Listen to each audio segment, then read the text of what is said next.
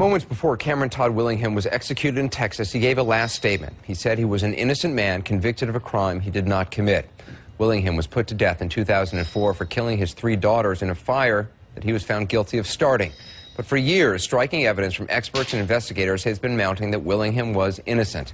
A state panel was supposed to begin looking at the forensics of the case this week, but in a last-minute move, Governor Rick Perry dismissed 3 commissioners on that board. Why? And why did he do it now? With tonight's Keeping 'em Honest report, here's Randy Kay. This is the question. Is Texas Governor Rick Perry, a Republican in a tough re-election fight, trying to cover up the execution of an innocent man on his watch? This is a clear case of the governor sabotaging a public agency in order to cover up the findings for his own political advantage. Here's what happened. At 9:30 this morning, the Texas Forensic Science Commission was supposed to hear the latest findings on what really happened in the small town of Corsicana, Texas, nearly 18 years ago in 1991. Still a question because the original investigators said an arson fire killed 3 baby girls. It took a jury less than an hour to convict their father of arson homicide. But since then, 3 forensic investigations found there was no evidence of arson. None.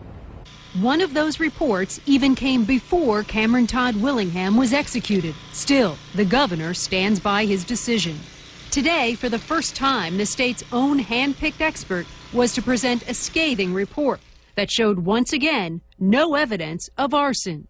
But just 48 hours before today's meeting, Governor Perry stopped the entire process, removing 3 of the commission members. Those individuals' terms were up, so we replaced them. It's not nothing out of the ordinary there. Governor Perry's critics suggest he's trying to delay and maybe even derail the state's own investigation.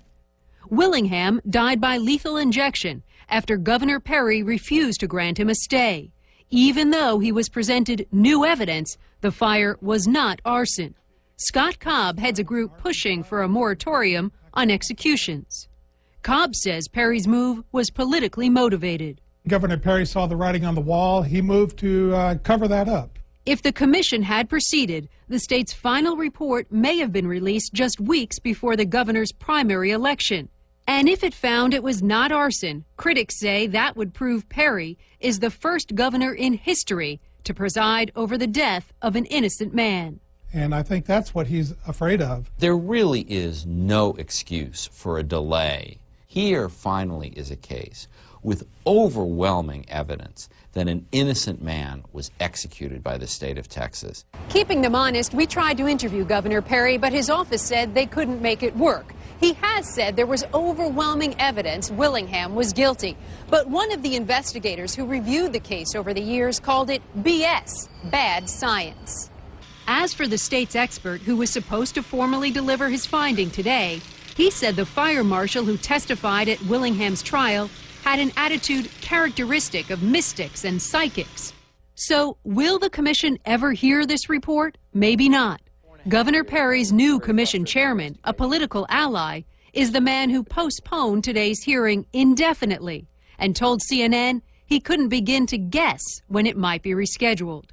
5 years ago, when Cameron Todd Willingham was executed, he said, "I am an innocent man convicted of a crime I did not commit." Governor Rick Perry's future may depend on a dying man's last words. And it is worth mentioning the new head of the commission is a hardline conservative prosecutor who has a history with Governor Perry.